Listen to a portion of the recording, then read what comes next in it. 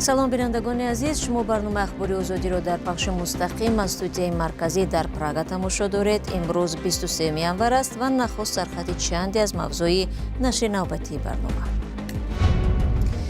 на барқ об ва на роҳи тоза, барфрезии шадид дар Тоҷикистон зиндагии сокинонро ба қадри кофӣ душвор кард.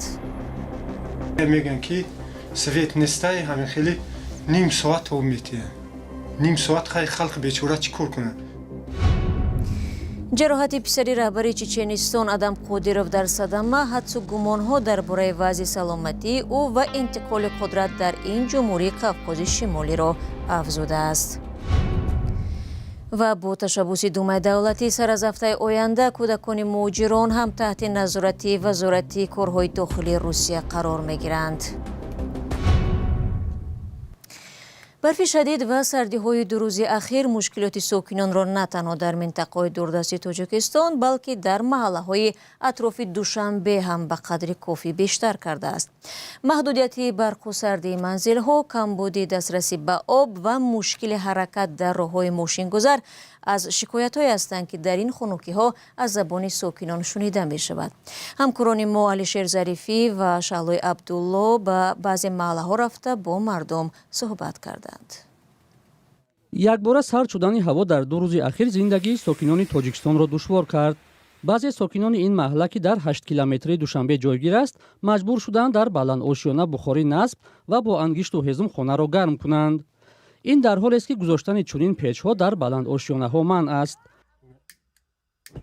бархе дигар, ки чунин корро накарданд, мегӯянд, аз сардии шаби гузашта бештар азият кашиданд. кабра свет мурда буд. мақсад свет мурдагӣ нем хони муда пешка несе бачи майда дорам хуну хурда буд. ҳамин ҳисоб ки свет вазиятш хуб не. вақте ки свет набоша об ҳам намеша. зависа об айда. мақсад свет боша об ҳама вақт ҳаста. свет набоша об ҳам нест, маҷбурем ки об кашем. қатъи нерӯи барқ дастрасӣ ба обро низ барои ин хонавода номумкин кардааст. иҷа аймо насос авзода мепартояд авзо хай ё боз чиз кардагия мегӯянд ки свет нестай ҳамин хеле ним соат об метиҳад. ним соат хай халқи бечора чӣ кор кунад? чунин мушкил дар дигар минтақаҳои Тоҷикистон низ ба назар мерасад. бесвети пешка тамом. пешка ҳама дар қишлоқе шаҳриё чӣ? свет набуд ина шав. соати 10 додам. ваҷон. ҳай шавда. халқи бечора чӣ кор кард? кораши хеса рафтасе. муҳкам маҳкам хунук барам. барфборӣ зиёд ҳаракат дар роҳҳои Тоҷикистонро низ душвор кард.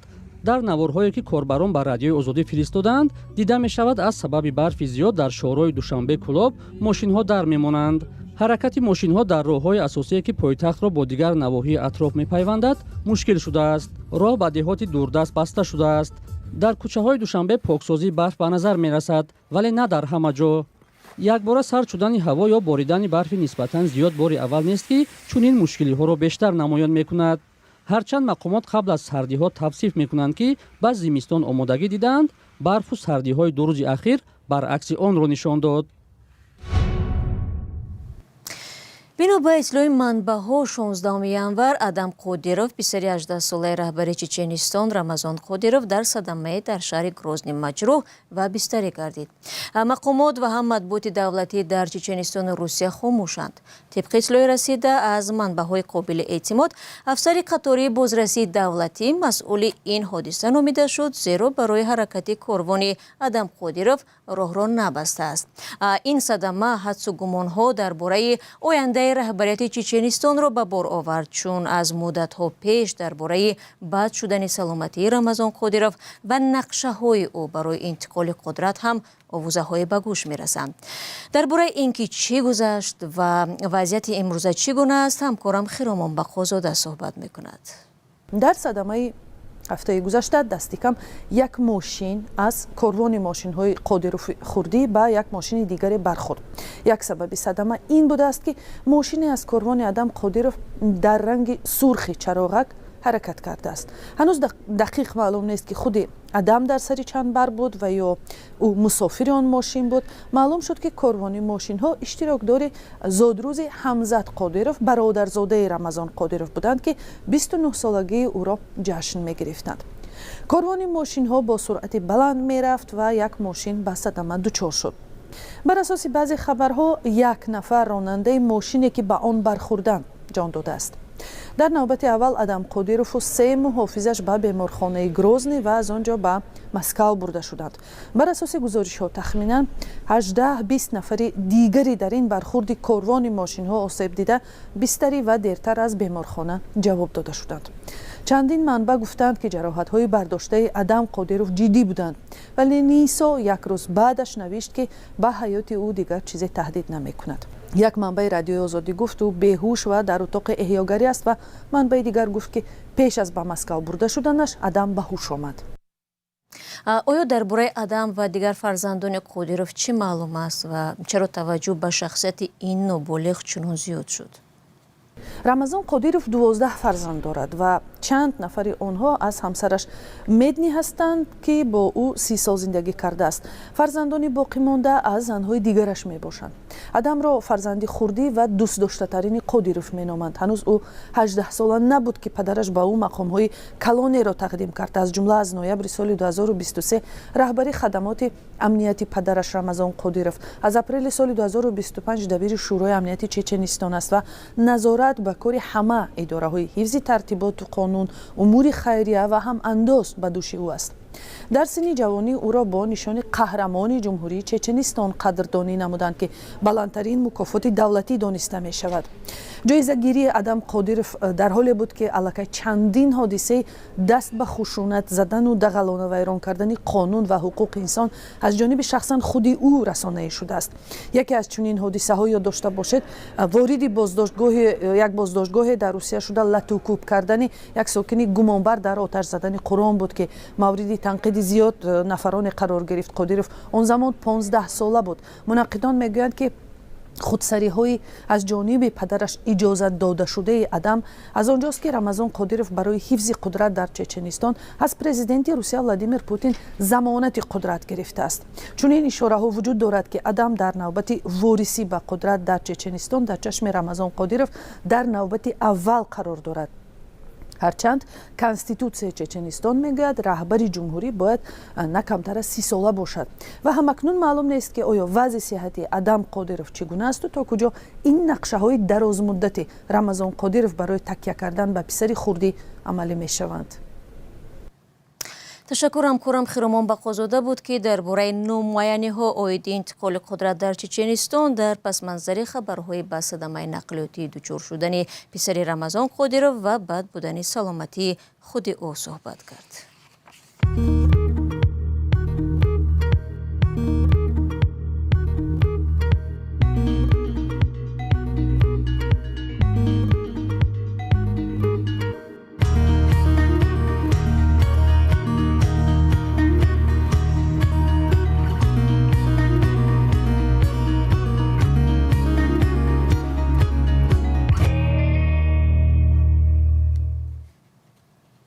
شما برنامه اخباری رادیو آزادی را تماشا دارید. مکتب‌های روسیه از هفته آینده اطلاعات درباره قبول و یا اخراج فرزندان مهاجران کاری و هم نتیجه‌های امتحان آنها از زبان روسی را به وزارت امور داخلی می سپارند. در این باره دومای دولتی روسیه روز 23 ینور خبر داده گفته است قانونی که وکیلان مردمی در این باره تصویب کردند از روز 28 ینور حکم اجرا می گیرد. حامیان حقوق هدف اصلی را زیر نظارت سخت‌تر گرفتن خارجیان و بخصوص فرزندان مهاجران کاری از آسیای مرکزی از جمله تاجیکستان می دانند. موضوع را همکارم طاهر سفری ادامه می دهد. ویاچسلاو ولودین رئیس دومای دولتی گفته است سیستم تبادل همزمان اطلاعات درباره فرزندان و خانواده‌های مهاجران بین مؤسسه‌ها و اداره‌های معارف و وزارت امور داخلی نظارت و ثبت خارجیان را که در کشور ما زندگی می‌کنند با ثمر و شفافتر می‌سازد. پایان اقتباس با گفته او شیوه نوی نظارت امکان می‌دهد حضور قانونی کودکان مهاجر و والدانشان در روسیه نظارت و رعایت قانون‌ها درباره مهاجرت تامین شود. هنگام قبول این قانون در تابستان سال گذشته میخائیل ماتویف یکی از وکیلان مهاجرستیز دومای دولتی از جمله با اشاره به بچه‌های مهاجران گفته بود 600,000 در مرکزهای تجارتی و کوچه‌های ما دیدگی می‌کنند، گله می‌گردند، به کودکان و کلانسالان حمله می‌کنند، میدانچه‌های بازی کودکان را ترور می‌کنند. بعد این همه رستم مینیخانوف رئیس جمهوری تاتارستان دعوت‌ها برای منع تحصیل فرزندان مهاجران کاری را در روسیه سخت تنقید کرده آن را یک قرار احمقانه نامید. шумо чӣ гуна кӯдакро ба мактаб роҳ намедиҳед? куҷо равад? магар гунahгор аст ки забонро намедонад? ёд мегирад. ҳама кӯдакон дар 2-3 моҳ ёд мегиранд. мушкиле нест. ин чӣ аҳмақист? бояд эҳтиёт кард. вай кӯдак аст. гуноҳе надорад. او همچنین گفت که روسیه به مهاجران احتیاج دارد زیرا آنها نیروی کار برای این کشور هستند. قانون و قاعده‌های نوی محدود کننده کار و اقامت مهاجران در روسیه سبب شده است که هزاران خانواده تاجیک فرزندان خود را برای ادامه تحصیل به تاجیکستان فرستند. مقامات رسمی میگویند از میان بیش از 5000 کودکی که در 9 ماه سال 2025 از مکتب‌های کشورهای خارجی به تاجیکستان آورده شدند 70% نورسانی هستند که قبلا در روسیه تحصیل می‌کردند. برنامه را ادامه می‌دهم و برمیگردم به موضوع توجیکستان. یک ماه اخیر در خیابان‌های دوشنبه ربات را وخوردن ممکن است که با زبان توجیکی حرف میزند و هم زیبا میرقصد. این ربات که با ذهن صنعی پیوست شده است محصول کاری یک جوان توجیک است که سالها به ربات سازی مشغول می باشد. سنت الله قاسیموف در صحبت با همکاران ما براد یوسفی و علیشیر ظریفی در دوشنبه گفت در صورت پیدا کردن سرمایه گذار می تواند کارهای از این بزرگتری را هم انجام بدهد. سلام، من در خدمت هستم. چی طور می توانم صحبت ما را ادامه دهم؟ نام تو چیست؟ من ابروتاج هستم. اولین رباتی که در تاجیکستان ساخته شده است. مؤلف این ربات سنت الله قاسیموف اختراعکار جوان تاجیک و رهبر محفل اختراعکاران جوان در لیسه اینواسیونی دوشنبه است.